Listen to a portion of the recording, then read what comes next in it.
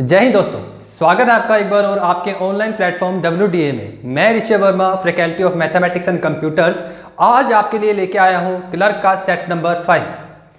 ठीक है, पहले हमारे प्रीवियस हो चुके हैं, सेट नंबर 4 तक हो चुके हैं। आज हम करते हैं सेट नंबर 5, जिसके बीच में बहुत इंपॉर्टेंट क्वेश्चन आपके पास मैं लेकर आ रहा हूं। ठीक है, जरा ध्यान से देखना और कॉपी और पेन अपने पास रखा करो कि जैसे मैं सोल्यूशन निकालता हूं कि आप भी सोल्यूशन निकालने का ट्राई किया करो। ठीक है, अब देखते हैं कि मैथमेटिक्स का क्वेश्चन नंबर 1। मैथमेटिक्स का जो क्वेश्चन नंबर 1 है वो है फाइंड द सम। आपको सम निकालना है और सम का मतलब होता है प्लस, हमेशा याद रखना। सम निकालना है आपको किसका? 1 + 2 + 3 प्लस गोज टू 100। इसका आपको सम निकालना है कि 1 से लेके 100 तक जितने भी आपके पास नंबर आते हैं उनको हम प्लस करते हैं, तो प्लस करने के बाद उसका आंसर कितना आएगा। इसके बीच में आप फॉर्मूला लगा सकते हो एपी का। एपी के 2 फॉर्मूले हैं, दोनों फॉर्मूले से आप निकाल सकते हो। ठीक है, तो फॉर्मूला नंबर 1 आपके पास क्या है? Formula 1, formula that is Sn = n/2 2a + n-1d। ये आपके पास है फॉर्मूला नंबर 1। इससे भी आप निकाल सकते हो। सेकंड फॉर्मूला मैं आपको बताऊंगा कि उससे भी आप निकाल सकते हो। ठीक है, सबसे पहले फॉर्मूले के बीच में जो जो वैल्यूज चाहिए आपको वो कौन कौन सी है। सबसे पहले आपको चाहिए n। Total number of terms आपके पास कितनी है? 1 से लेके 100। तो आपके पास n कितना हुआ? n = 100। n आपके पास 100 है। a फर्स्ट वैल्यू आपके पास क्या है? a = 1। और डिफरेंस कितना है? डिफरेंस इन दोनों के बीच में अंतर कितने का है? 1 का। इसमें भी अंतर कितने का है? 1 का। तो मतलब कि जो डिफरेंस आपके पास है वो भी कितना है? 1।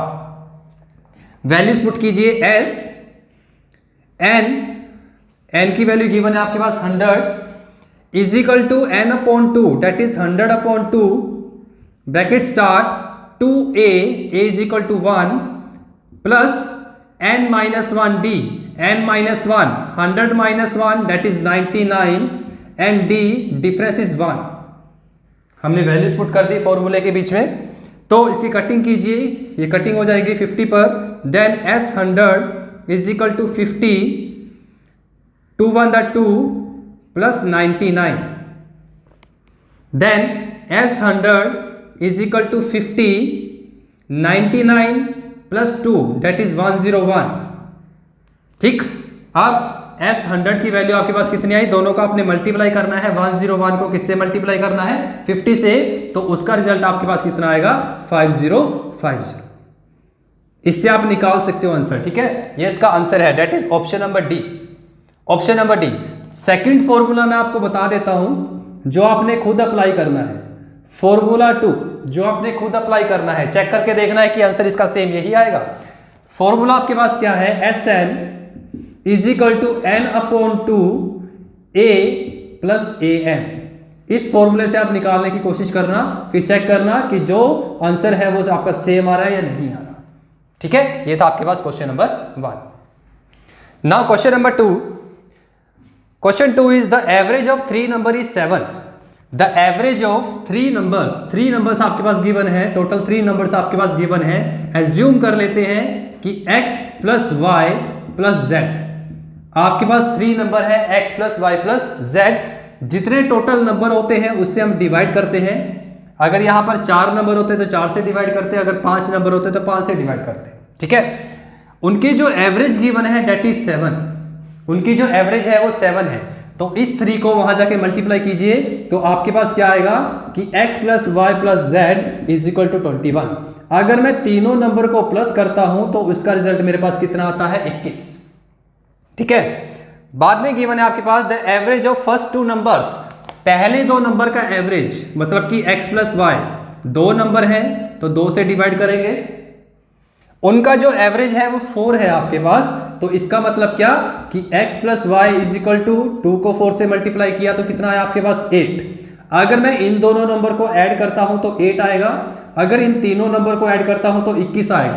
तो वो आपसे पूछता है कि find the third number. Third number आपके पास क्या है? z। आपको z की वैल्यू निकालनी है। z की वैल्यू निकालनी है तो कैसे निकलेगी? देखो ध्यान से, जहां भी आपको ऊपर वाली स्टेटमेंट में x + y दिख रहा है तो वहां आप क्या रख सकते हो? 8। तो x + y की जगह क्या पुट करना है आपको? 8 8 plus z is equal to 21, 8 plus z is equal to 21, then z is equal to 21 minus 8, तो z की वैल्यू आपके पास कितनी आ जाएगी 13। तो z की वैल्यू आपके पास कितनी आई 13। थर्ड नंबर आपके पास क्या है 13, that is option number B. Option number B is the correct answer. ठीक है, now question number third, in a election there are two candidates. Election के बीच में दो कैंडिडेट्स हैं, तो आप एज्यूम कर सकते हो candidate 1 is A and second candidate is B. दो कैंडिडेट हैं जिनका हमें नेम नहीं पता, तो खुद ही एज्यूम कर लीजिए जो पहले वाला कैंडिडेट है वो ए है एंड द सेकंड कैंडिडेट उसका वो नाम क्या है बी। One candidate got 71%। इनमें से जो पहले वाला कैंडिडेट है इसने 71% वोट लिए हैं। अब परसेंटेज होता कितने का है, परसेंटेज में एज्यूम करता हूं 100 का होता है 1/100, तो परसेंटेज मैंने किसका मान लिया 100 का, जिसमें पहले वाले व्यक्ति ने 71% वोट लिए हैं, तो सेकंड वाले ने कितने लिए, तो 100 में से अगर मैं 71 माइनस कर देता हूं तो बी ने कितने वोट लिए आपके पास 29%। ठीक है, अब क्वेश्चन के बीच में क्या गिवन है, one candidate got 71% vote and won by 756 votes, find the total number of votes. मतलब कि जो पहले वाला व्यक्ति है उसने 71% लिए हैं वोट और वो 756 वोटों से जीत जाता है। पहले आपने देखना है कितने परसेंटेज से जीत गया, पहले आप देखिए कितने परसेंटेज से जीत गया, तो आपने करना क्या है 71 में से 29 को माइनस करना है। 71 में से 29 को माइनस करना है, तो यहां कितना आ जाएगा आपके पास 42%। कितना आ जाएगा 42%। तो यहां पर परसेंटेज में कितने परसेंटेज से जीत गया, वो जीत गया 42% से, और वहां पर वोटों में कितने से जीत गया, क्वेश्चन में आपको दिखाई दे रहा है वो है आपके पास 756 वोटों से। ठीक है, अब आपने निकालना है टोटल वोट्स कितने पड़े हैं, तो हम क्या कर सकते हैं 756 डिवाइडेड बाय 42 और मल्टीप्लाई बाय 100। क्वेश्चन के बीच में गिवन है find the total number of vote, total number of votes आपको निकालने हैं इसके बीच में। ठीक है, इसकी कटिंग कर दीजिए, आप इसकी कटिंग कर दीजिए, 42 के टेबल पे कट हो जाएगा ये 18 पर, तो टोटल वोट्स आपके पास कितने पड़े हैं, वो है आपके पास 1800 पड़े हैं टोटल वोट, जो आपके पास है ऑप्शन नंबर बी। ये है आपके पास option number B. Now question number 4, find the successive discount. क्रमिक छूट आपको निकालनी है जिसके बीच में आपको छूट दे रखी है, डिस्काउंट दे रखे हैं। तो डिस्काउंट कितने आपके पास, 3 डिस्काउंट गिवन है, 20%, 10% एंड 5%। किसी वस्तु पर 3 आपको डिस्काउंट गिवन है, आपने करना क्या है तीनों को मिक्स करके एक डिस्काउंट बनाना है। तो कैसे करते हैं, पहले आप इन दोनों को उठाइए, इन दोनों को उठाना है, इसका जो आंसर आएगा उस आंसर के साथ इस वाले परसेंटेज को उठाना है आपने। ठीक है, करना क्या आपको, एक फॉर्मूला है, फॉर्मूला लिख लीजिए डिस्काउंट निकालने का, सक्सेसिव डिस्काउंट निकालने का फॉर्मूला आपके पास क्या है, वो है x plus y minus x multiply y divided by 100। ठीक है, अब यहां पर इन दोनों को उठाइए, ये पहले वाला आपके पास x है, ये आपके पास क्या है y। x plus y 20 plus 10 that is 30 minus x y, दोनों को मल्टीप्लाई करना है, दैट इज 200 डिवाइडेड बाय 100, 0 से 0 फिनिश हो जाएगी, देन 30 माइनस 2 दैट इज 28%। इन दोनों को जोड़कर एक डिस्काउंट निकल गया, वो आपके पास कितना है 28%। अब आपने करना क्या है, इस वाले को और इस वाले को दोनों को आपने निकालना है कि दोनों को मिक्स करके एक डिस्काउंट बनाना है। ठीक है, अगेन आपको फॉर्मूला अप्लाई करना है, यही वाला सेम। अब ये आपके पास x है और ये आपके पास क्या है y, दोनों को प्लस करना है, 28 plus 5 minus 28 multiply by 5 divided by 100। ठीक है, अब दोनों को प्लस कीजिए, यहां पे कितना आ जाएगा 33 माइनस, आप मल्टीप्लाई कर सकते हो, मल्टीप्लाई कर दो उसको, या 2 के टेबल पे फिनिश होता है तो कर दीजिए 5 1 5 5 2 10 20 2 के टेबल पे यहाँ कितना आ जाएगा 10, 2 के टेबल पे यहाँ कितना आ जाएगा 14, तो 14/10 दैट इज 1.4, 14/10 दैट इज 1.4। तो आप माइनस कर सकते हो, दोनों में से माइनस कीजिए, तो माइनस करने के बाद उसका जो आंसर आएगा वो आपके पास आएगा 31.6%, जो आपके पास है एक्यूरेट डिस्काउंट। आपने टोटल डिस्काउंट कितना देना है, वो देना है 31.6% का, जो आपके पास है ऑप्शन नंबर ए। ऑप्शन नंबर ए इसका आंसर आएगा। ठीक है ना। Question number 5, divide ₹325। आपके पास 325 रुपए हैं, मान लीजिए आपके पास 325 रुपए हैं, आपने 3 आदमी को डिस्ट्रीब्यूट करने हैं रेशो में। 3 आदमी कौन से हैं, क्वेश्चन के बीच में आपको दिखाई दे रहे हैं। 3 आदमी हैं आपके पास ए, बी एंड सी, 3 आदमी हैं ए, बी, सी, और जो टोटल आपके पास रुपीज हैं जो आपके पॉकेट में हैं वो आपके पास है 325। 325 आपके पास पैसे हैं, रुपीज हैं। आपने ए, बी, सी को डिस्ट्रीब्यूट करने हैं किस रेशो में, आपने डिस्ट्रीब्यूट करने हैं 1/2 रेशो 1/3 रेशो 1/4। इस रेशो में आपने डिस्ट्रीब्यूट करने हैं ए, बी, सी, और क्वेश्चन के बीच में निकालना है कि सी को कितने पैसे मिलेंगे। Find the share of C, share निकालना है सी का कि सी को कितने पैसे मिलेंगे। ठीक है, अब अगर आपको यहां पर जो फ्रैक्शन, जो रेशो गिवन है वो फ्रैक्शन में गिवन है, जो रेशो गिवन है वो फ्रैक्शन में गिवन है, तो इसको सबसे पहले सिंपल रेशो में कन्वर्ट कीजिए। कैसे, जो न्यू डिनोमिनेटर में गिवन है, डिनोमिनेटर में जो नंबर गिवन है इसका एलसीएम लीजिए। इनका एलसीएम कितना आएगा, इनका एलसीएम आ जाएगा 12, तो सबको 12 से मल्टीप्लाई कर दीजिए, सबको 12 से मल्टीप्लाई कर दीजिए। ठीक है, कटिंग कीजिए 6 पे, कटिंग कीजिए 4, फिर कटिंग किया कितना है आपके पास 3। ये आपके पास अब सिंपल रेशो बन चुकी है। ये रेशो है ए की, ये रेशो है बी की, और ये वाली रेशो है सी की। ठीक है, अब जब भी आपके पास ऐसी स्टेटमेंट आ जाए तो आपको याद रखना है कि मैथमेटिक्स के बीच में कंडीशन एक जैसी होनी चाहिए। कैसे, यहां पर अगर टोटल है तो टोटल के नीचे टोटल आएगा। अगर यहां पर ए की वैल्यू गिवन होती तो ए के नीचे ए की वैल्यू आती। यहां पर टोटल गिवन आपके पास कितना, टोटल के नीचे टोटल, टोटल के नीचे टोटल, तो पैसे टोटल कितने आपके पास 325 हैं, और यहां पर टोटल कितना है आपके पास, यहां पर टोटल आपके पास कितना है 13। इन रेशो को प्लस कीजिए, 6 और 4 10, और 3 कितने होते हैं आपके पास 13। ठीक है, इनको प्लस किया, कटिंग कीजिए इसकी 13 2 द, और यहां पे कितना आ जाएगा 5। तो यहां पर आपके पास जो आपके पास 1 रेशो निकल के आई है, 1 रेशो वो किसके बराबर है, 25 के बराबर है। ठीक है, और आपको निकालना है कि सी का हिस्सा कितना है, तो इस 25 को 3 से मल्टीप्लाई कर दीजिए, तो आंसर आपके पास कितना आ जाएगा 75, जो आपके पास है ऑप्शन नंबर बी। सी को कितना पैसा मिलेगा, 75 रुपए मिलेंगे।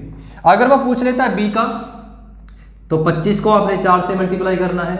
अगर वो पूछ लेगा ए का, तो 25 को आप 6 से मल्टीप्लाई कर देना। ठीक है, ये था आपके पास question number 5।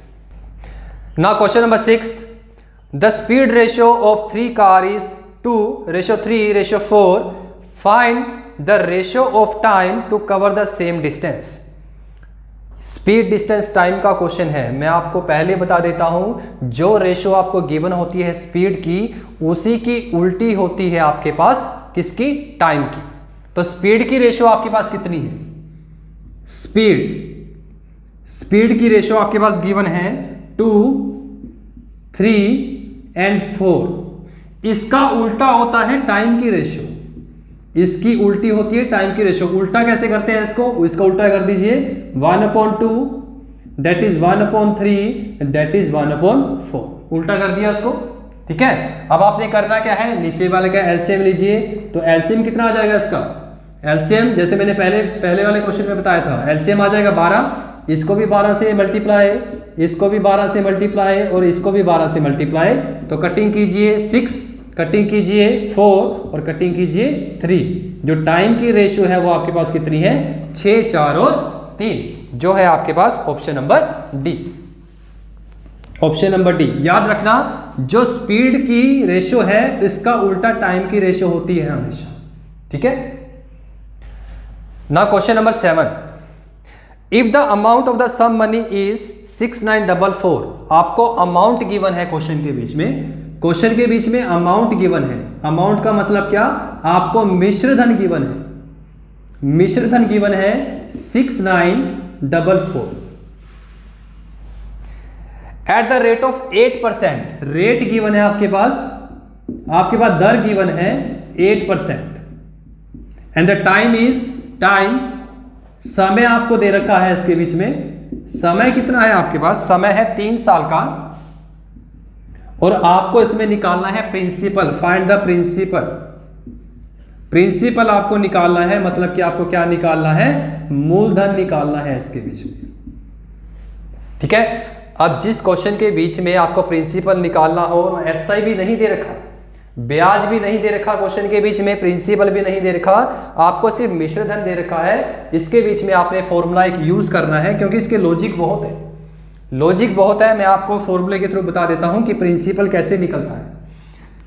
Amount multiply by 100 divided by 100 plus rate multiply by time, rate multiply by time. Values put कीजिए, अमाउंट कितनी है आपके पास 6944 मल्टीप्लाई बाय 100, तो यहां पे आप 00 पुट कर दीजिए, डिवाइडेड बाय 100 प्लस रेट को टाइम से मल्टीप्लाई करना है, रेट को टाइम से, 8 3 24,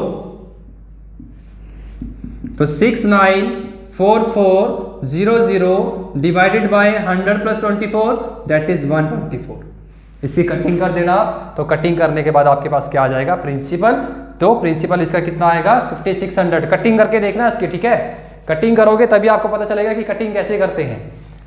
तो कटिंग करने के बाद इसका जो आंसर आएगा वो आपके पास कितना आएगा 5600, that is option number A. Option number ए आपके पास इसका आंसर आ जाएगा। आप ऑप्शन भी उठा सकते हो, ऑप्शन उठा के भी कर सकते हो, ठीक है ना। यहां पर ऑफलाइन क्लासेस के लिए आओगे तो हम आपको बताएंगे मल्टीपल, आपको ट्रिक भी बताएंगे, लॉजिक भी बताएंगे, और ऑप्शन कैसे उठाते हैं वो भी बताएंगे आपको, ठीक है। चलिए देखते हैं क्वेश्चन नंबर 8।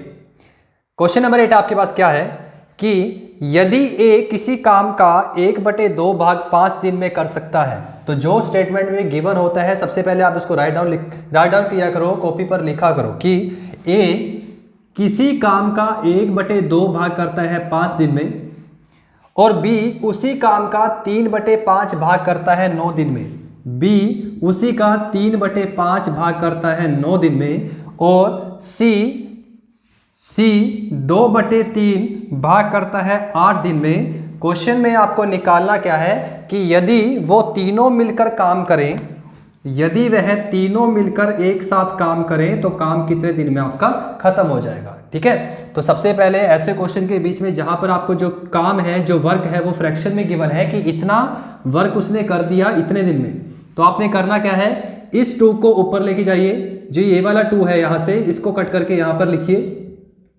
तो यहां पर जो काम आपके पास आ गया वो 1 के इक्वल आ गया, ठीक है। यहां पर जो नीचे वाला 5 है इसको कट कीजिए, इसको ऊपर लिखिए न्यूमिनेटर में, और जो ऊपर वाला 3 है उसको नीचे लिखिए, तो यहां पे बाय डिफॉल्ट आपके पास क्या बच जाएगा 1।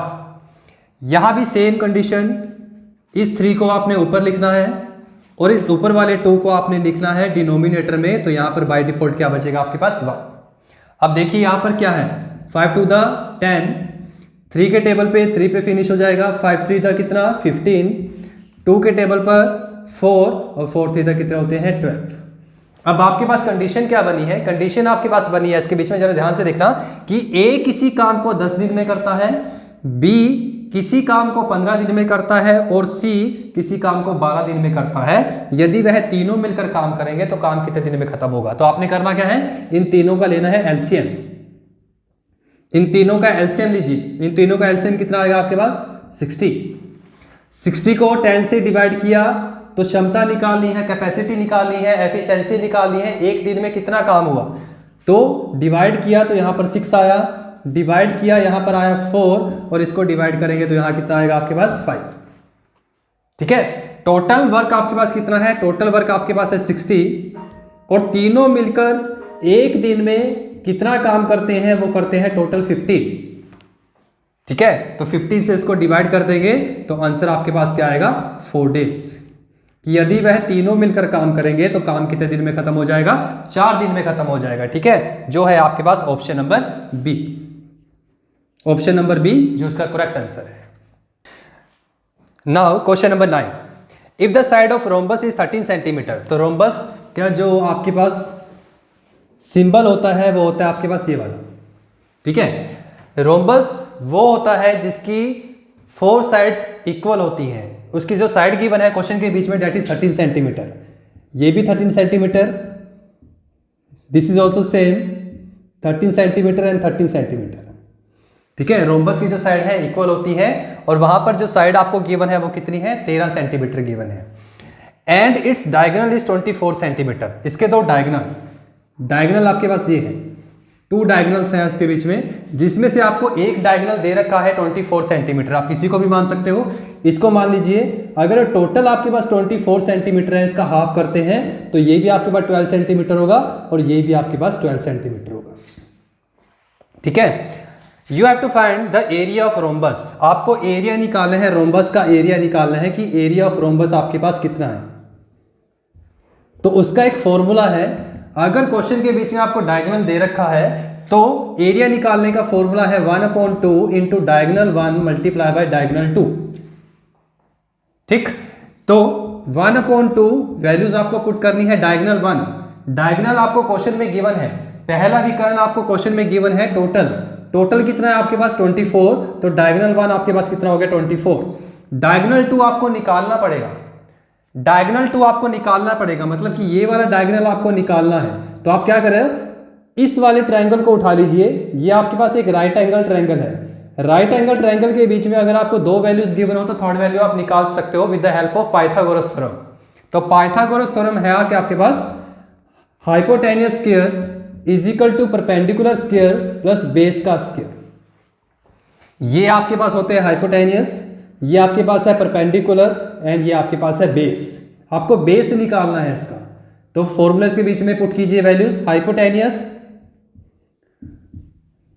13 square is equal to perpendicular कितना है आपके पास 12 स्क्वायर प्लस आपको निकालना है बेस, 13 का square 169 is equal to 12 square 144 plus base square, आपको बेस निकालना है। तो आप क्या कीजिए 144 को यहां पे लेके आइए तो माइनस का बन जाएगा, तो 169 minus 144 is equal to base square, minus कीजिए यहां आपके पास आएगा 5, यहाँ 2 is equal to base square, base की वैल्यू निकालनी है तो दोनों तरफ आपको क्या करना पड़ेगा अंडर रूट, तो 2 के साथ अंडर रूट फिनिश हो जाएगा, तो b की वैल्यू आपके पास कितनी है, बेस कितना है आपके पास दैट इज 5 सेंटीमीटर, बेस आपके पास कितना है 5 सेंटीमीटर। तो यहां लिख लीजिए अगर ये हाफ पार्ट आपके पास 5 सेंटीमीटर है तो ये भी आपके पास क्या रहेगा 5 सेंटीमीटर, तो टोटल डायगोनल आपके पास कितना है, जो डायगोनल 2 है दैट इज 10 सेंटीमीटर। तो यहां पर वैल्यूज पुट कीजिए 10 सेंटीमीटर, कटिंग कीजिए 2 के टेबल पे 12, यहां पर जो वैल्यू आपके पास आई दैट इज 120 सेंटीमीटर, जो आपके पास क्या है एरिया है, area of rhombus is equal to 120 centimetre square, जो है आपके पास option number A. Now question number 10, what is the total surface area of cylinder, total surface area of cylinder, cylinder बनता कैसे है पहले देख लीजिए, ये आपके पास है सिलेंड्रिकल शेप आपके पास। ठीक है, टोटल सरफेस एरिया का मतलब है जो टोटल आपके पास सिलेंडर है इसका एरिया निकालना है, जो बीच वाला पार्ट है इसको हम बोलते हैं CSA कर्व सरफेस एरिया, इसको बोलते हैं टोटल सरफेस एरिया। आपको पता है जो बीच वाला पार्ट, ये वाला पार्ट, बीच वाले पार्ट का जो फॉर्मूला आपके पास होता है वो होता है 2πRh, बीच वाले का होता है 2πRh प्लस टोटल का निकालना है, इसका भी निकालना है और इसका भी निकालना है आपको। एक सर्कल का एरिया कैसे निकलता है πr², और इसका भी कैसे निकलेगा πr², दोनों को प्लस कीजिए वो कितना आ जाएगा आपके पास 2πr², कॉमन लेके जाइए इसके बीच में 2πr कॉमन, और अंदर क्या बचा आपके पास h प्लस r, ये आपके पास formula of total surface area of cylinder that is option number C. ये आपके पास ऑप्शन नंबर सी जो उसका करेक्ट आंसर है आपका। ठीक, अब आपके पास जो मैथमेटिक्स के क्वेश्चन थे वो कंप्लीट हो चुके हैं, तो ध्यान से इसको रिवाइज करना, कॉपी पर राइट डाउन करना। आपके पास कुछ भी डाउट हो तो आप कमेंट बॉक्स में इसमें बताना कि हाँ इस क्वेश्चन में डाउट है, तो उसका सोल्यूशन हम प्रोवाइड करेंगे आपको कमेंट बॉक्स में। ठीक है, अब हम करते हैं कंप्यूटर का पार्ट। क्वेश्चन नंबर 1 आपके पास क्या है, इंकजेट प्रिंटर इज अ, जो इंकजेट प्रिंटर होता है वो आपके पास क्या है? Option A software, no. Impact printer, नहीं, क्योंकि इंपैक्ट प्रिंटर के बीच में हम मेटल पिन का इस्तेमाल करते हैं, यूज करते हैं। Third one is non impact, yes.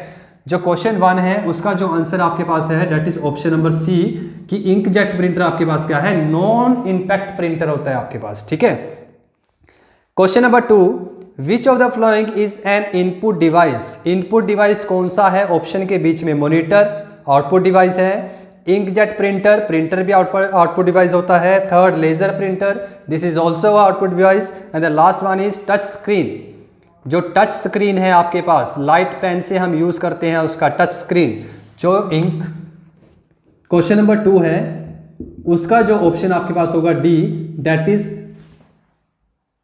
Touch screen.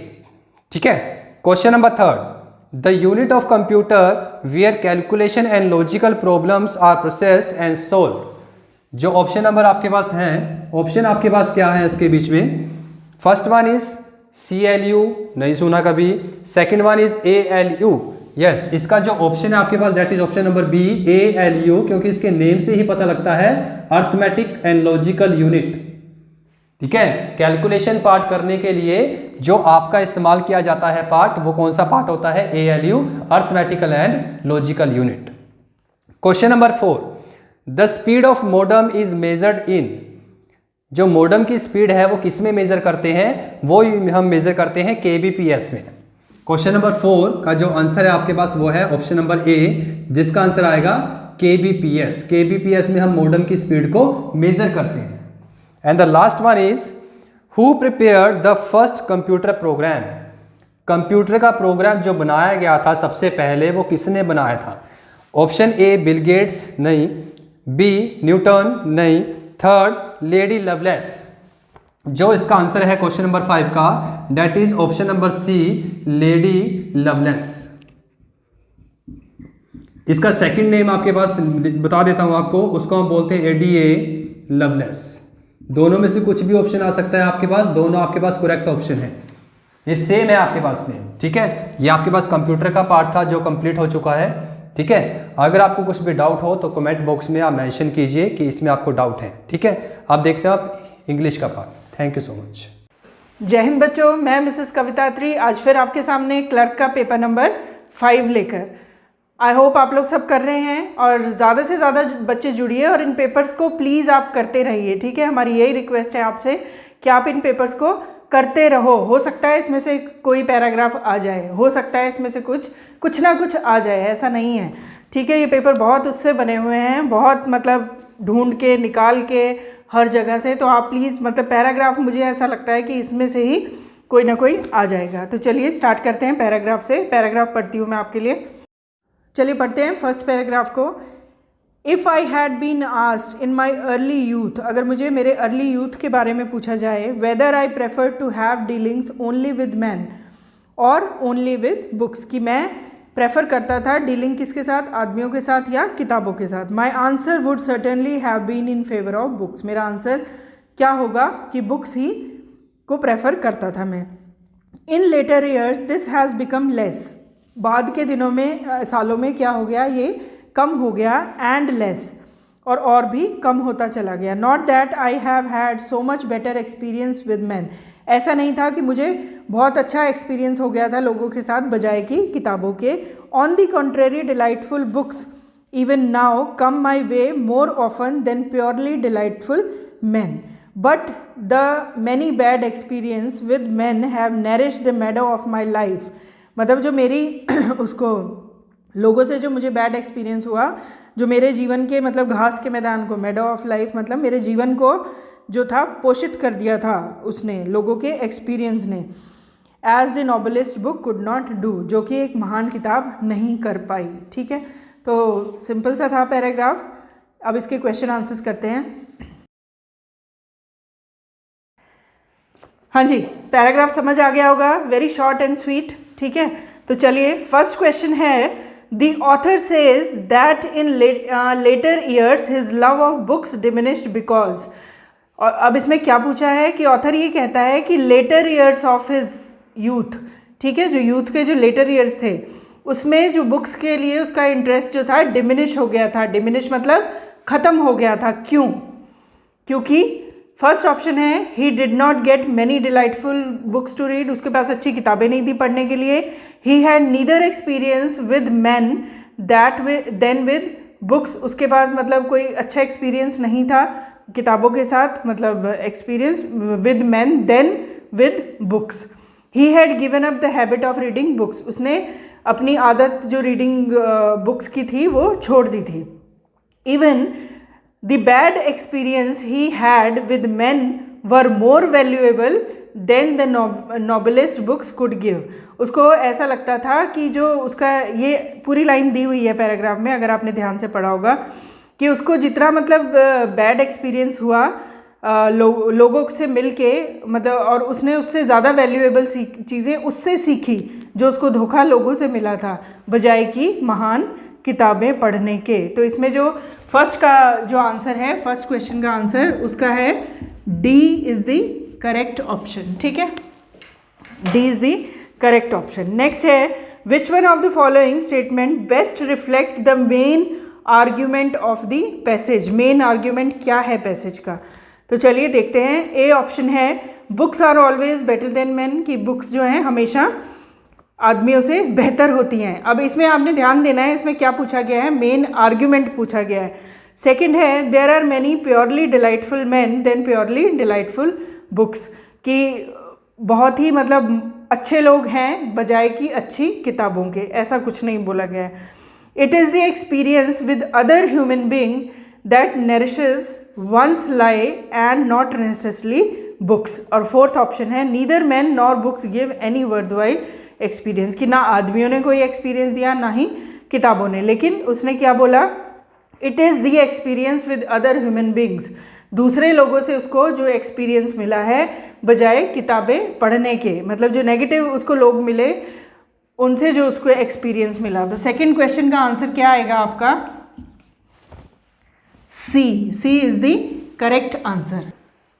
चलिए थर्ड क्वेश्चन है, which one of the pairs of phrases best help to bring out the metaphorical meaning of the meadow of my life. Meadow of my life का क्या मतलब है कि जैसे घास के मैदान पे जो उसने बोला ना कि nourishes the meadow of my life, तो पोषित किया गया। पोषित मीन्स कि उसकी कोई मतलब रिच लाइफ थी, उसकी उन दिनों में उसकी रिच लाइफ होती थी और बहुत तेज़ वास्ट लाइफ होती थी।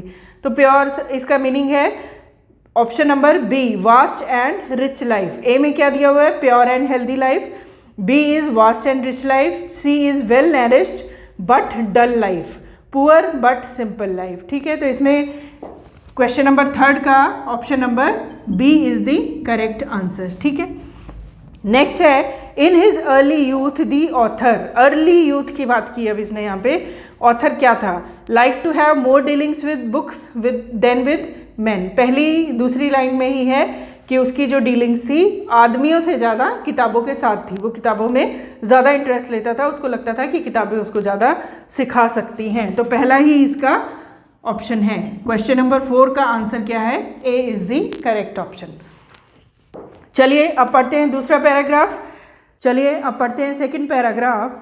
The capitalist system. कैपिटलिस्ट क्या होता है? पूंजीवादी व्यवस्था। पूंजीवादी व्यवस्था ऑफ सोसाइटी, समाज की पूंजीवादी व्यवस्था does not foster healthy relation among human being. Human being के बीच में एक हेल्दी रिलेशन को नहीं बना पाई। A few people own all the means of production. कुछ लोग थे जो प्रोडक्शन के सारी चीज़ों का फ़ायदा उठाते थे, उसको वो करते थे। And other though nominally free have to sell their labour under condition imposed upon them. और दूसरों को, कुछ लोगों का क्या था कि उनको अपना जो लेबर था, अपना जो श्रम था, दूसरे लोगों को बेचना पड़ता था। किस मतलब बहुत मेहनत करनी पड़ती थी। किन कंडीशन में? जो उनके ऊपर थोप दी जाती थी, इम्पोज्ड कर दी जाती थी। द एम्फेसिस ऑफ कैपिटलिज्म जो इसका जोर था कैपिटलिज्म का, being on the supreme importance of material wealth, किसके ऊपर वो था, सुप्रीम इम्पोर्टेंस उसकी किसके ऊपर थी, भौतिक संपत्ति के ऊपर थी।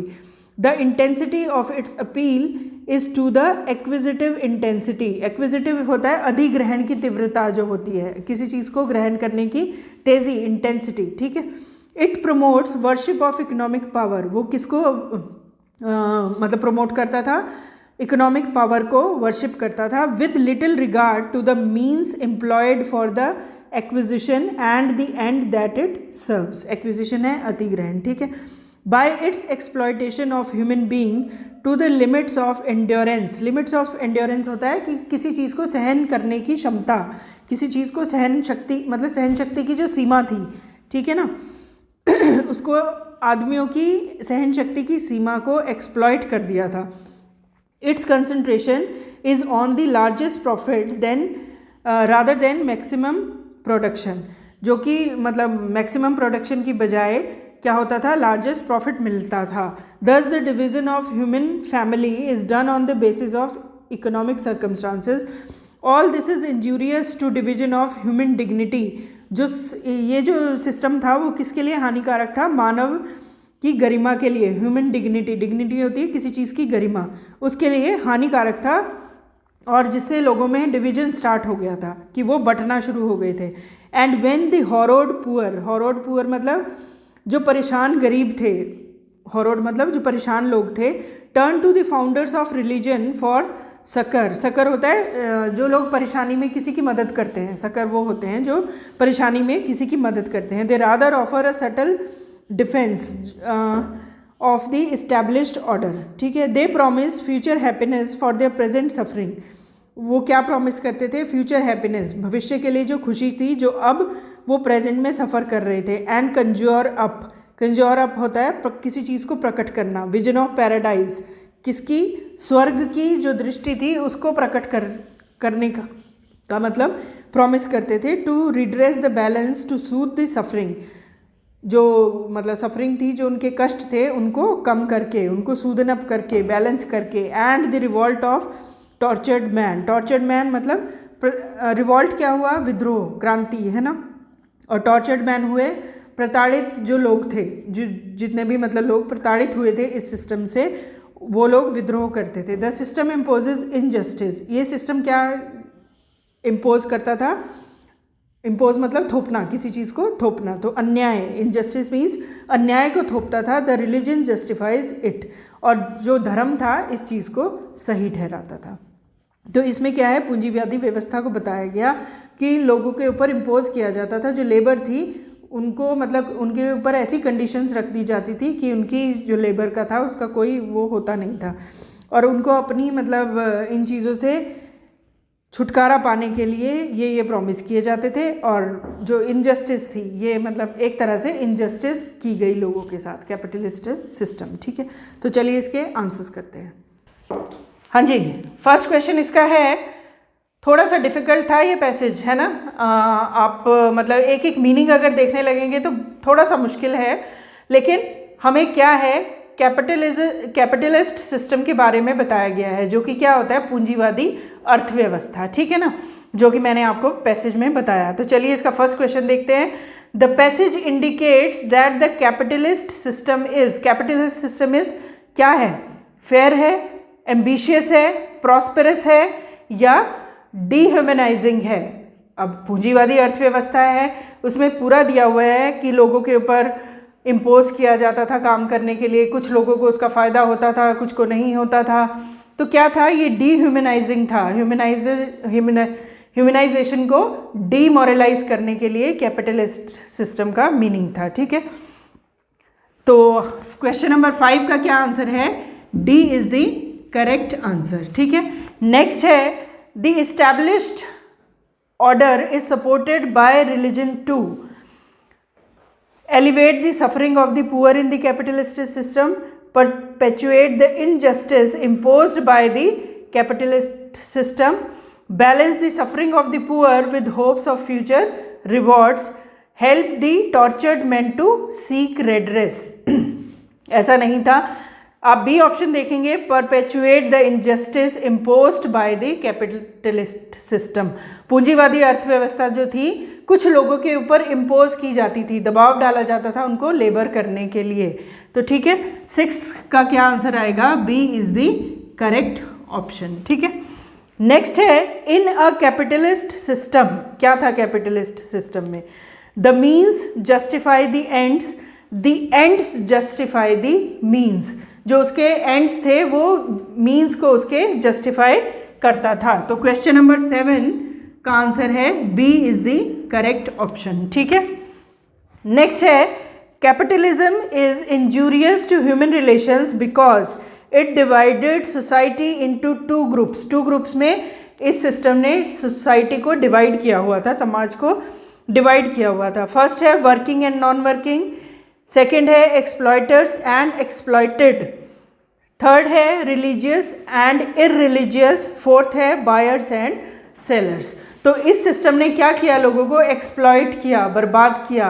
एक्सप्लॉयटर्स बढ़ते रहे और एक्सप्लॉइट होते रहे ये लोग। ठीक है, तो इसका भी क्वेश्चन नंबर 8 का भी क्या आंसर आएगा, B is the correct option. ठीक है, थोड़ा सा डिफिकल्ट था ये पैराग्राफ, लेकिन आप ध्यान से पढ़ेंगे तो इसके आंसर्स आपको आराम से मिल जाएंगे। तो चलिए आगे बढ़ते हैं अपने नेक्स्ट पार्ट पर। इसमें क्या है, filling the blanks using the correct article. अब देखो जो करेक्ट आर्टिकल्स हैं, प्रेपोजिशन हैं, एरर हैं, इनमें आप बहुत अच्छे मार्क्स ले सकते हैं अगर आपके रूल्स क्लियर हैं। ठीक है ना, तो चलिए पहला है I study at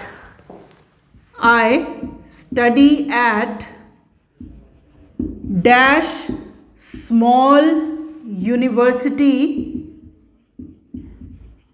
in London। ठीक है, मैं कहाँ पढ़ा हूँ, एक छोटी सी लंदन की यूनिवर्सिटी में पढ़ा हूँ। ठीक है, तो एक छोटी सी, a small, a is the correct article. ठीक है, आपको पता होगा, सिंपल है। नेक्स्ट है मतलब क्वेश्चन नंबर क्या था ये, 9th। तो 9th का आंसर क्या आएगा, ए, जो कि ऑप्शन बी में दिया हुआ है। तो option B is the correct answer. ठीक है, नेक्स्ट है क्वेश्चन नंबर 10। क्वेश्चन देखते हैं क्या है, she has dash 1 year old daughter, she has dash 1 year old daughter. हमने क्या देखा है इसमें, फटाफट, ओ क्या है, वॉवल है, चलो जी एन लगा दो। नहीं, आप इसकी साउंड, मैं हमेशा यही बोलती हूँ कि जो भी कोई वॉवल आया है उसकी आपने साउंड को मैच करना है हिंदी के स्वरों से। तो अब आप देखिए 1, O is the vowel, but इसकी साउंड क्या आ रही है, व, है ना। हम लोग ना कई बार बिना देखे फट से देखा वॉवल है और लगा दिया एन, क्योंकि पेपर कर रहे हैं, टाइम की कमी होती है ना। लेकिन आपने ऐसा नहीं करना है। जहाँ पर आपको थोड़ा सा एक वो लगता है ना कि कुछ चेंज है ना, समथिंग इज डिफरेंट, तो आपने थोड़ा सा देखना है कि हम क्या है, वहाँ पे हम कहाँ अटक सकते हैं। तो यहाँ पे व की साउंड आ रही है जबकि वॉवल है, लेकिन फिर यहाँ क्या आ जाएगा, she has a 1 year old daughter, उसकी एक साल की बच्ची है। तो इसमें क्या आया, ए, जो कि ऑप्शन नंबर ए में ही दिया हुआ है। तो 10th का क्या आंसर हुआ, A is the correct option. Next है क्वेश्चन नंबर 11। क्वेश्चन नंबर 11, तो question is we used to live in dash city centre. ठीक है, अब यहाँ पर प्रॉपर नाउन दी हुई है कि हम कहाँ रहा करते थे, यूज टू मतलब रहा करते थे पहले। ठीक है, हम कहाँ रहा करते थे, द सिटी सेंटर में। जगह का नाम क्या है, the city centre, proper noun है वो। ठीक है, तो आप यहाँ क्या लगा देंगे, द। तो the is the correct option, जो कि ऑप्शन नंबर सी है। ठीक है, नेक्स्ट है क्वेश्चन नंबर 12। चलिए देखते हैं इसको क्या पूछा है। Do you speak, question number 12 is do you speak dash Chinese, question mark. क्या आप क्या तुम चाइनीज़ बोलते हो? अब चाइनीज़ क्या है? लैंग्वेज है, और हमने पढ़ा हुआ है कि लैंग्वेज के साथ, सब्जेक्ट के साथ हम कोई भी आर्टिकल यूज़ नहीं करते। तो यहाँ पे क्या आएगा? नो आर्टिकल रिक्वायर्ड, या नो वर्ड जो भी दिया हुआ है, नन ऑफ दीज, जो भी आपकी ऑप्शन दी है। तो D is the correct answer. Language के साथ या सब्जेक्ट के साथ हम कोई भी आर्टिकल यूज़ नहीं करते हैं। जैसे आई स्पीक डैश पंजाबी या इंग्लिश, है ना। अगर मैं यहाँ बोलूँ आई स्पीक डैश इंग्लिश, तो इंग्लिश क्या है? लैंग्वेज, लैंग्वेज है, तो यहाँ पे मैं कोई भी आर्टिकल नहीं लगाऊंगी। अगर मैं यहाँ लिखूँ आई टीच डैश इंग्लिश, अब इंग्लिश क्या हो गया? यहाँ पे सब्जेक्ट हो गया, तो इसके साथ भी कोई भी आर्टिकल नहीं लगेगा। दैट मीन्स कि लैंग्वेज और किसी भी सब्जेक्ट के साथ कोई भी आर्टिकल यूज़ नहीं होता है। नो आर्टिकल रिक्वायर्ड, ठीक है। नेक्स्ट है 13 क्वेश्चन। इसमें क्या दिया है? आपके PQRS हैं, है ना। Rearrange the sentence, choose the proper sequence from the 4 alternatives. तो अब पढ़िए। सो नाउ इंडिया कैन, ये हो गया हमारा स्टार्ट, है ना। So now India can, India क्या कर सकता है? देखते हैं।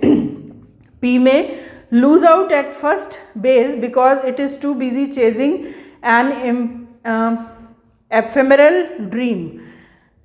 Q है either put aside its hopes of getting the veto power, and R है first concentrate on ensuring that. S है the security council is enlarge. और देखो, मैंने आपको पहले ही बताया था कि आपने या तो फर्स्ट को पकड़ लो या लास्ट को। अब हम अगर इसमें लास्ट देखने चलें, क्योंकि फर्स्ट तो हमें कहीं लग रहे हैं कि हो सकता है इससे शुरू हो सकता है इससे शुरू हो, लेकिन आप इसमें देखेंगे क्लियरली आपको पता लग रहा है लास्ट लाइन कौन सी आ सकती है। देखिए क्यू में देखो, एंड पे कभी भी सेंटेंस खत्म नहीं होता, दैट पे कभी भी सेंटेंस खत्म नहीं होता, और पे कभी भी सेंटेंस खत्म नहीं होता। दैट मीन्स कि इसके आगे कुछ ना कुछ और भी होगा, ठीक है ना। तो हमें पता लग रहा है कि P जो है लास्ट में आना चाहिए। अब ऑप्शन में आप देख लो P कहाँ है? लास्ट में, C में भी है और D में भी है। तो इसका अब हम फर्स्ट देख लेते हैं, है ना। जब हमारे पास 2 ऑप्शन सेम आ जाती हैं तो हमें उसका दूसरा देखना है। अगर हमें फर्स्ट सेम लग रही है तो लास्ट देख लीजिए, लास्ट सेम लग रही है तो फर्स्ट देख लीजिए, ठीक है। अब हम फर्स्ट देखते हैं। सो नाउ इंडिया कैन, ऐसा आ सकता है द सिक्योरिटी काउंसिल, कोई मीनिंग नहीं बन रहा है इसका ना।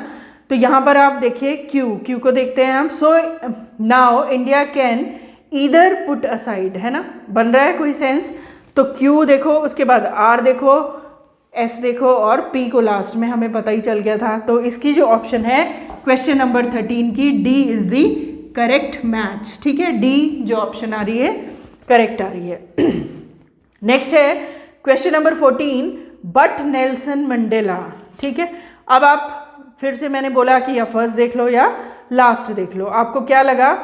इन अ मॉडर्न वे हो सकता है लास्ट में, रन अ न्यू नहीं हो सकता, बिलीफ ऑफ द पीपल हो सकता है, रेशियल कॉन्फ्लिक्ट हो सकता है ना। अब हमें इसमें बहुत सारे लग रहे हैं, लेकिन अगर आप फर्स्ट इसका देखेंगे, but Nelson Mandela shifted the belief of the people, ठीक है, shifted the belief of the people so they could heal the racial conflict, ठीक है। क्यों देखो, and could run a new modern country in a modern way, ठीक है।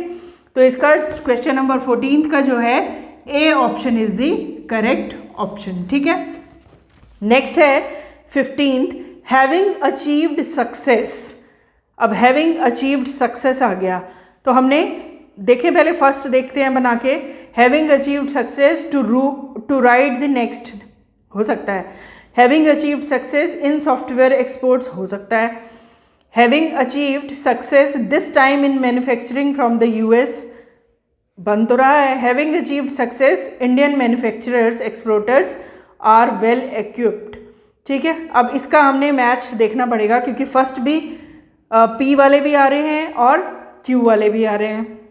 तो last हम अगर सोचें तो क्या आ सकता है? मैन्युफैक्चरिंग फ्रॉम द US हो सकता है ये लास्ट, तो चलो इसी को ही पकड़ लेते हैं।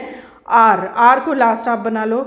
अब हम मिला के देखते हैं, having achieved success in software exports and having achieved success मतलब किसी चीज़ सक्सेस पाने के बाद, किस में सक्सेस है ना, तो इन सॉफ्टवेयर एक्सपोर्ट्स, तो क्यू हो गया। इसके बाद आप देखिए technology areas, Indian manufacturers exporters are well equipped to ride the next big outsourcing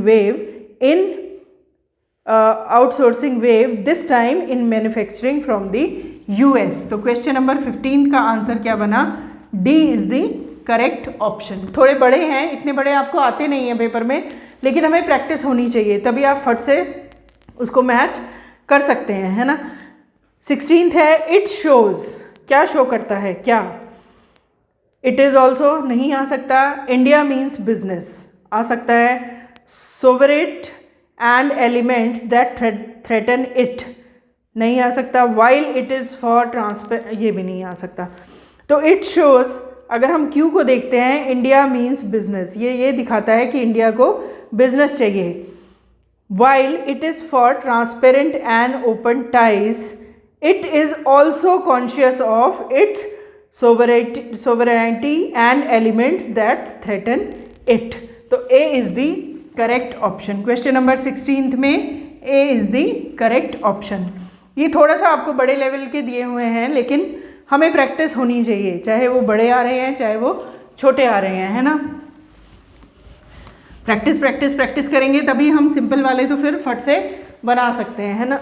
next है 17th क्वेश्चन, क्या पूछा है इसमें, indicate the error in which of the following sentence, error ढूंढना है आपने किस सेंटेंस में दिया गया है। तो क्वेश्चन नंबर 17 क्या लिखा हुआ है, he is the tallest, A part, ठीक है, देन एनीबडी, बी पार्ट, ठीक है, in the class, C part, D is no error. मैंने नो एरर को शॉर्ट फॉर्म में लिख दिया, तो एनी मीन्स नो एरर, ठीक है। अब आप इस सेंटेंस को पढ़िए, ही इज द टॉलेस्ट। अब हम टॉलेस्ट कहाँ यूज करते हैं, 3 डिग्री होती है, पॉजिटिव, कंपैरेटिव और सुपरलेटिव। कंपैरेटिव होती है दो लोगों के बीच में जब कंपैरिजन किया जाए, पॉजिटिव होती है एक नाउन के साथ यूज करते हैं, है ना। टॉलेस्ट क्या है, सुपरलेटिव डिग्री है, और इसके साथ हमेशा क्या लगता है, आर्टिकल द लगता है। सुपरलेटिव डिग्री के साथ हमेशा आर्टिकल क्या लगता है, द लगता है। अब सुपरलेटिव जो है पूरे ग्रुप में कंपैरिजन होता है, इन्होंने लिखा हुआ है इन द क्लास, की क्लास में सबसे लंबा लड़का है वो, है ना। तो पूरे ग्रुप में कंपैरिजन होता है, 2 में कंपैरिजन हो रहा होता तो वहां पे क्या लगता, देन लगता, कंपैरेटिव डिग्री आती। तो that means he is the tallest, हमें ठीक लग रहा है। इन दी क्लास, ये भी ठीक लग रहा है कि ग्रुप में कंपैरिजन किया हुआ है और सुपरलेटिव डिग्री यूज की है, सुपरलेटिव डिग्री के साथ द आर्टिकल लगाया हुआ है। तो आप देखिए बी ऑप्शन, देन एनीबडी। अब देन हम क्या कहते हैं कि कंपैरेटिव डिग्री में लगता है, ही इज टॉलर देन। अगर यहाँ पे टॉलर होता, कंपैरेटिव डिग्री दी हुई होती, तब हम देन लगा सकते थे, लेकिन हमारा फर्स्ट सेंटेंस तो ठीक है। तो यहाँ पे क्या आना चाहिए, देन एनीबडी की जगह हमें क्या वर्ड यूज करना है, of all. He is the tallest of all in the class, वो क्लास में सारों से लंबा है, टॉलेस्ट है, सबसे लंबा है, तो पूरी क्लास में, of all in the class, then anybody नहीं आएगा। तो 17th का आंसर क्या है, B is the correct option, ठीक है। बी में एरर मिल गया है हमें। नेक्स्ट है देखो, अगर आपको मतलब डिग्री भी पता होनी चाहिए, उसके साथ आर्टिकल क्या लगना है वो भी पता होना चाहिए, कंजक्शन क्या लगनी है वो भी पता होना चाहिए, कहाँ इसका कैसे यूज़ करते हैं। तो जब हम एरर करते हैं ना, तो हमें एक एक पार्ट को देखना है, नाउन भी है, हेल्पिंग वर्ब भी है, मेन वर्ब भी है, आर्टिकल भी है, प्रेपोजिशन भी है ना, और बाकी एडजेक्टिव, एडवर्ब कुछ भी हो सकती है। तो चलिए नेक्स्ट पढ़ते हैं।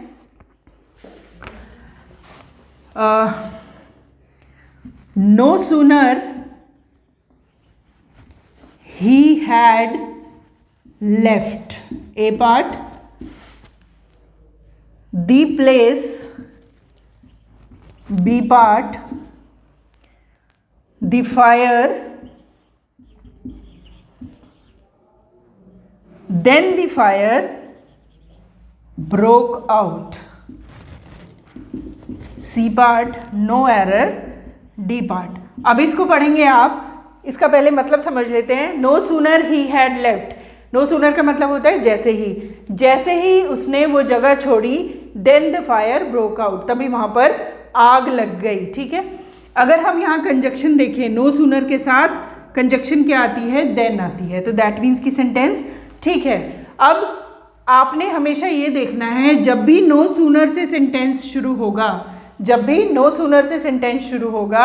तो जो हेल्पिंग वर्ब आती है वो हमेशा सब्जेक्ट से पहले आती है. सब्जेक्ट कौन, जिसके बारे में बोला गया है ना.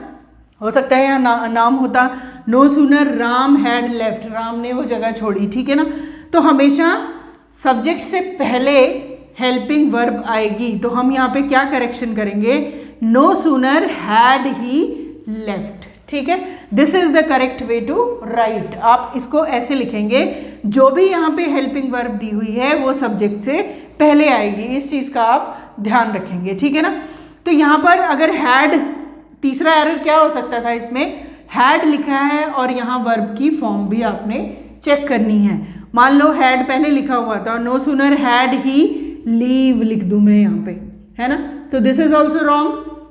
तो एक ही सेंटेंस में इसमें 2-3 एरर बन जाते हैं. कंजक्शन का एरर भी हो सकता था, हेल्पिंग वर्ब का एरर हो गया, तीसरा मेन वर्ब का एरर हो सकता था, है ना. हैड के साथ वर्ब की थर्ड फॉर्म लगती है, तो ये ठीक है ना. गलती कहाँ है, हैड जो है सब्जेक्ट से पहले आना चाहिए था. हमेशा आप ये ध्यान रखेंगे, नो सूनर में हैड हमेशा, जो भी हेल्पिंग वर्ब दी है वो हमेशा सब्जेक्ट से पहले आएगी. ठीक है, और उसमें आपने देखना है हैज़ हैव हैड है तो यहाँ वर्ब की थर्ड फॉर्म होनी चाहिए. कई बार डिड से सेंटेंस दे देते हैं, तो डिड है तो यहाँ वर्ब की फर्स्ट फॉर्म होनी चाहिए. ये भी थोड़ा सा आपने ध्यान देना है. एक और इसमें क्या हो सकता था, no sooner had he left the place than the fire had broke down, ऐसे भी लिख सकते हैं. ये भी गलत है. अब जब यहाँ पास्ट में आ गया, पास्ट परफेक्ट में, तो दूसरा सेंटेंस उसी टेंस में नहीं हो सकता. वो किस में होगा, सिंपल पास्ट में, है ना. तो सिंपल पास्ट हमें ये मिला हुआ है. तो आपने 3-4 चीज़ें हैं इस सेंटेंस के अंदर जो ध्यान देनी है. कंजक्शन भी हो सकती है, हेल्पिंग वर्ब भी हो सकती है, मेन वर्ब भी हो सकती है, या नीचे एक ही सेंटेंस को 2 बार लिखा हुआ है जो कि टेंसेज में यूज़ नहीं होता. अगर पास्ट परफेक्ट है तो दूसरा कौन सा होगा, सिंपल पास्ट. तो ठीक है, आई होप आपका ये डाउट क्लियर हो जाएगा, है ना. तो 18th में हमें कहाँ पे एरर मिला था, ए पार्ट में, तो ए इज द करेक्ट ऑप्शन. ठीक है, नेक्स्ट है क्वेश्चन नंबर 19. अब इसमें क्या दिया हुआ है, we had a lot of difficulty, A part, to find, B part, the horse, C part, no error is the D part. We had a lot of difficulty to find the horse. अब इसमें क्या है, हमें बहुत difficulty हुई किस चीज़ को, घोड़े को ढूंढने में. तो यहाँ पे क्या आना चाहिए, इन फाइंडिंग. ठीक है, जब हम नाउन के बाद सबसे पहले तो टू नहीं लगता है. डिफ़िकल्टी क्या है, नाउन है, तो इसके बाद टू नहीं लगेगा. हमें यहाँ पे क्या लगाना है, in finding, noun plus infinitive का यूज़ करना है हमने. ठीक है ना, ing लगेगा यहाँ. तो option number B is the correct answer. 19th का क्या है, option number B is the correct answer. ठीक है, इन फाइंडिंग आएगा टू फाइंड की जगह. हमें बहुत डिफ़िकल्टी हुई किसमें, घोड़े को ढूंढने में, इन फाइंडिंग. ठीक है, नेक्स्ट है क्वेश्चन नंबर 20. इसमें क्या पूछा है, अब filling the blanks with suitable preposition. अब आ गई आपकी प्रेपोजिशन. तो देखिए क्या है 20th question, you have not to get up because the book is lying dash hand. Question number 20. अब मैं पूरा यहाँ लिख देती हूँ, you have not to get up because the book is lying dash hand. अब इसमें इसने स्पेसिफिक लोकेशन बताई हुई है। स्पेसिफिक लोकेशन हमने क्या पढ़ा हुआ है कि ऑब्जेक्ट के ऊपर अगर कोई चीज़ रखी है तो हम क्या लगाएंगे, ऑन लगाएंगे।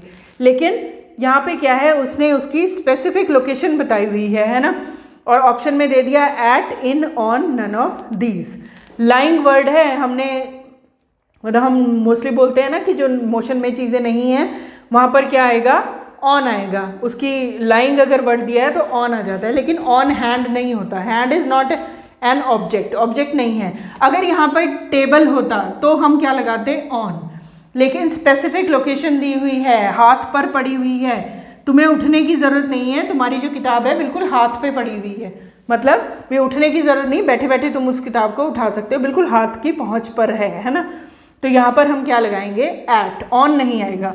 अगर यहाँ टेबल होता, the book is lying dash table, तब ऑब्जेक्ट के ऊपर पड़ी है तो हम वहाँ क्या लगाते, ऑन। तो क्वेश्चन नंबर 20 में ऑप्शन क्या है, एट, जो कि ए ऑप्शन है। ठीक है, एट आएगा यहाँ पे। नेक्स्ट है क्वेश्चन नंबर 21। देखें क्या है क्वेश्चन नंबर 21, प्रेपोजिशन ही है।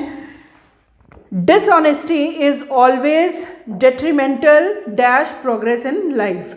जो बेईमानी होती है हमेशा जीवन की, मतलब प्रोग्रेस, लाइफ को प्रोग्रेस करने के लिए हानिकारक। डेट्रीमेंटल का मतलब होता है हानिकारक।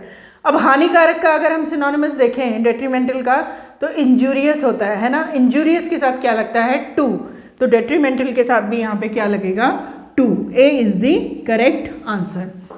ईमानदारी जो है जीवन की प्रोग्रेस में खतरनाक है, हानिकारक है उसके लिए। बेईमानी, सॉरी, ईमानदारी नहीं, डिसऑनेस्टी, बेईमानी। ठीक है, नेक्स्ट है क्वेश्चन नंबर 22। क्या लिखा है इसमें, the rich are not inured dash manual labour. जो अमीर लोग होते हैं वो शारीरिक श्रम से त्रस्त नहीं होते। जो अमीर होते हैं उनको शारीरिक श्रम नहीं करना होता। शारीरिक श्रम क्या होता है, जो मजदूर करते हैं, है ना। तो इन्योर्ड के साथ हमेशा क्या लगता है, टू। ठीक है, यहाँ पे जो C option is the correct option, to आएगा, इन्योर्ड टू। ठीक है, कुछ हैं जो प्रेपोजिशन आपको याद करनी पड़ेंगी कि इसके साथ यही वर्ड लगता है, जो फिक्स प्रेपोजिशन होती हैं। ठीक है ना, तो ये हो गया हमारा प्रेपोजिशन वाला पार्ट। नेक्स्ट है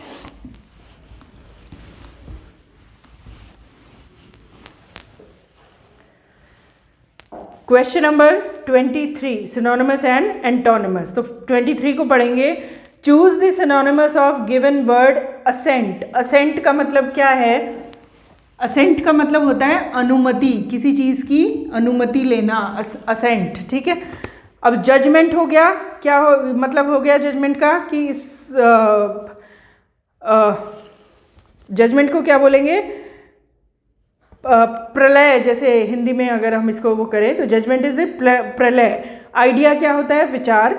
फॉरकास्ट क्या होता है, पूर्वानुमान, कि हमने मौसम का फॉरकास्ट देख लिया, पूर्वानुमान हो गया हमें कि आज मौसम कैसा रहेगा। डी है कंसेंट। कंसेंट का मतलब क्या है, अनुमति, किसी के कंसेंट से आप उस काम को करते हैं। तो question number 23 is D is the correct option. Next है चूज द एंटोनिमस। अब इन्होंने इसका क्या पूछा है, ऑपोजिट पूछा है, नॉर्मल। ठीक है, अब ए में दिया है ब्रिटल। ब्रिटल का मतलब होता है कोई बहुत ही नाजुक चीज़। ऑड क्या है, बहुत अजीब। डेलिकेट क्या है, नाजुक। और फिबल क्या है, कमज़ोर। ठीक है, फिबल का मतलब होता है कमज़ोर होना। अब इसने हमें क्या पूछा है, ऑपोजिट पूछा है। सबसे पहले तो आपको ये ध्यान में रखना है कि सिनोनिमस पूछा गया है या एंटोनिमस पूछा गया है। ठीक है, तो नॉर्मल है सामान्य, ऑड मतलब मैंने क्या बोला, अजीब होना। ठीक है, तो question number 24 answer is B, odd. ठीक है, question number 25, choose the synonymous of given word entangle. Entangle होता है किसी को उलझा लेना, किसी चीज़ में उलझा लेना। ठीक है, रिलीज होता है छोड़ देना। इम्प्रेस होता है कि किसी को इम्प्रेस करना, छाप छोड़ देना उसके ऊपर अपनी। ठीक है, इन्वॉल्व होता है उसको शामिल करना। और डिसएंटेंगल होता है उसका ऑपोजिट। एंटेंगल है तो डिसएंटेंगल क्या होगा, उसका ऑपोजिट होगा। लेकिन हमें यहाँ क्या पूछा है, सिनोनिमस पूछा गया है, समानार्थक शब्द। तो इसमें क्या आएगा, involve is the correct option, तो सी इज द करेक्ट आंसर। ठीक है, आई होप आपको समझ आ रहा होगा ये। आपने इन क्वेश्चंस को ध्यान से पढ़ना है और उसको करना है। कोई डाउट होता है तो आप कमेंट बॉक्स में पूछ सकते हैं। ठीक है, thank you so much, thank you. जय हिंद दोस्तों, चलिए देखते हैं आपका जो ये पोर्शन है, जो साइंस और जीके का पोर्शन है, आफ्टर आपका कंप्लीशन जो आपने कंप्लीट कर लिया इंग्लिश का पोर्शन, मैथ और जो आपका कंप्यूटर का पोर्शन होता है उसको कंप्लीट कर लिया आपने। तो आइए देखते हैं आपका जो ये नेक्स्ट सेक्शन है साइंस और जीके का, इसमें आपके क्वेश्चन क्या क्या हैं। तो आपका पहला क्वेश्चन है इसमें, भारत की प्रथम महिला जिसने ब्रिटिश चैनल को पार किया था, क्या नाम था उनका? India first women to have British channel parties, आपका ऑप्शन है शोभा लक्ष्मी, ऑप्शन ए है, ऑप्शन बी है पीटी उषा, ऑप्शन सी है आरती साहा, ऑप्शन डी है इनमें से कोई नहीं। ब्रिटिश चैनल को पार करने वाली प्रथम भारतीय महिला कौन थी, ये आपका क्वेश्चन है, ये आपके ऑप्शन है। आपका सही आंसर क्या है? पहले वाले क्वेश्चन का सही आंसर है आपका ऑप्शन नंबर सी, आरती साहा। आरती साहा थी जो ब्रिटिश चैनल को पार करने वाली प्रथम भारतीय महिला थी। नेक्स्ट क्वेश्चन देखते हैं, पहला एशियाई खेल कहाँ आयोजित किया गया था? Where was the first Asian games held? आपके ऑप्शन है, ऑप्शन नंबर ए है टोक्यो, ऑप्शन नंबर बी है new Delhi, option number C है सिडनी, ऑप्शन नंबर डी है ढाका। तो इसका सही आंसर क्या है? एशियन गेम्स हुआ था सबसे पहले कहाँ पे? नई दिल्ली में। आपके क्वेश्चन नंबर 2 का सही आंसर है option number B, Asian games सबसे पहले कहाँ पे हुआ था? नई दिल्ली में। नेक्स्ट क्वेश्चन देखते हैं आपका। नेक्स्ट क्वेश्चन है, what is the lighthouse of Pacific ocean?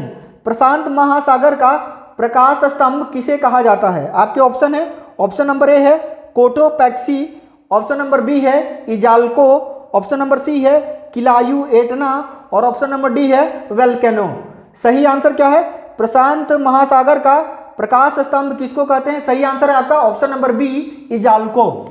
सही आंसर है आपका ऑप्शन नंबर बी, इजाल्को को कहते हैं प्रशांत महासागर का प्रकाश स्तंभ, लाइट हाउस बोलते हैं पैसिफिक ओशियन का।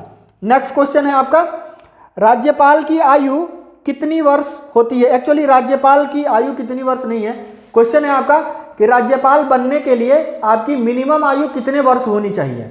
आपके ऑप्शन है, ऑप्शन नंबर ए है 25 वर्ष, ऑप्शन नंबर बी है 35 वर्ष, ऑप्शन नंबर सी है 30 वर्ष, ऑप्शन नंबर डी है इनमें से कोई नहीं। तो अगर आपको राष्ट्रपति, उपराष्ट्रपति या राज्यपाल इनमें से कुछ भी पूछता है तो इनके लिए मिनिमम आयु कितनी है? 35 ईयर, 35 वर्ष। अगर आपको लोकसभा का मेंबर बनने के लिए पूछता है तो मिनिमम आयु आपकी कितनी होनी चाहिए? 25 वर्ष। अगर राज्यसभा का मेंबर पूछता है कि राज्यसभा का मेंबर बनने के लिए आपकी मिनिमम आयु कितनी होनी चाहिए, तो वो कितनी होनी चाहिए? 30 वर्ष। तो यहाँ पर पूछा है आपका राज्यपाल के लिए मिनिमम आयु कितनी होनी चाहिए, तो आपका सही आंसर क्या हो जाएगा? ऑप्शन नंबर बी, 35 ईयर, 35 वर्ष। तो आपके क्वेश्चन नंबर 4 के लिए आंसर क्या हो जाएगा? Option number B, 35 year. Next question देखते हैं। नेक्स्ट क्वेश्चन है, अलमाटी बांध किस नदी पर मतलब बनाया गया है?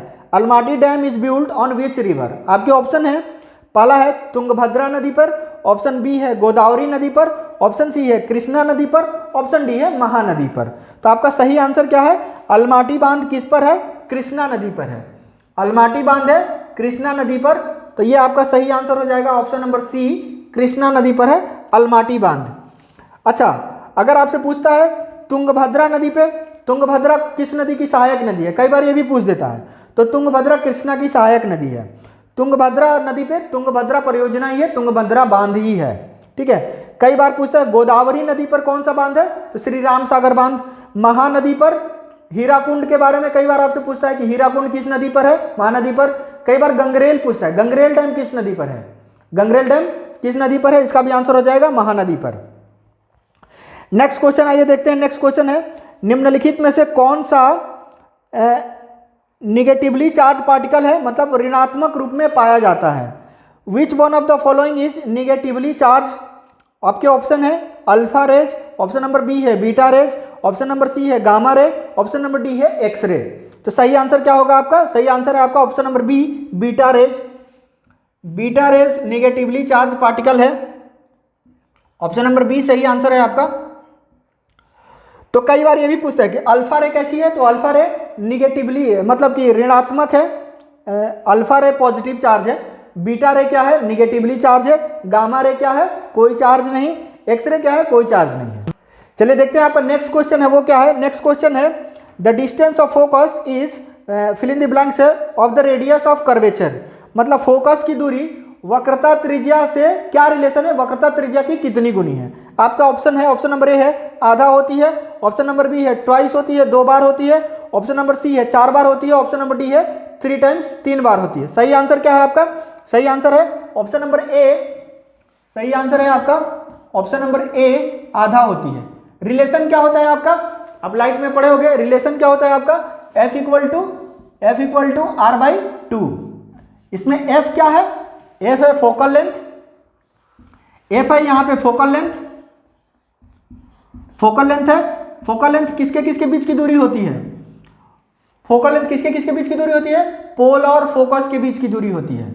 R क्या है, वक्रता त्रिज्या बोलते हैं, रेडियस ऑफ कर्वेचर, किसके किसके बीच की दूरी होती है, ये होती है पोल और सेंटर ऑफ कर्वेचर के बीच की दूरी होती है। तो आप देख पा रहे हो यहाँ पे क्वेश्चन क्या था कि आपका जो फोकस की दूरी है वो वक्रता त्रिज्या की कितनी गुनी है, तो वक्रता त्रिज्या की आधी हो गई फोकस दूरी, या अगर पूछ दे वक्रता त्रिज्या फोकस दूरी की कितनी गुनी है, तो 2 गुनी है, 2 × F R के बराबर होगा। तो इसका सही आंसर क्या हो जाएगा, ऑप्शन नंबर ए आधी होती है। मतलब कि फोकस दूरी वक्रता त्रिज्या की आधी होती है या वक्रता त्रिज्या फोकस दूरी का 2 गुना होता है। नेक्स्ट क्वेश्चन देखते हैं यहाँ पे क्या है, पानी में बुलबुले के रूप में कार्य करते हैं। The bubble in water act as, पानी में जो बुलबुला होता है वो किसकी तरह बिहेव करता है, किसकी तरह कार्य करता है। ऑप्शन नंबर ए है कन्वेक्स मिरर की तरह, उत्तल दर्पण की तरह, ऑप्शन नंबर बी है कनकेव मिरर की तरह, ऑप्शन नंबर सी है कन्वेक्स लेंस की तरह, और ऑप्शन नंबर डी है कनकेव लेंस की तरह।